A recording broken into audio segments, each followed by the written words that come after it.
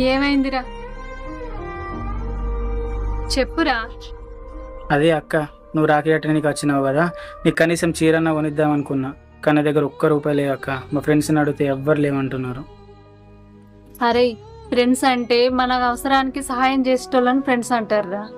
నీ దగ్గరికి వెళ్ళే డబ్బులు ఖర్చు పెట్టి నీకు అవసరం ఉన్నప్పుడు ఒక్కడు కూడా సహాయం చేయనప్పుడు వాళ్ళని ఫ్రెండ్స్ ఎట్లా అంటారురా? నువ్వు తలెందుకు దించుకుంటున్నావురా? నాకు చీరలు నగలు కొనియాల్సిన అవసరం లేదురా. నేను పుట్టింటికి వచ్చినప్పుడు అక్క ఎప్పుడు వచ్చినావని ప్రేమగా పలకరిస్తుంది. అదొక్కటి చాలరా నాకు. సరే పారా, రాఖీ కడతాను.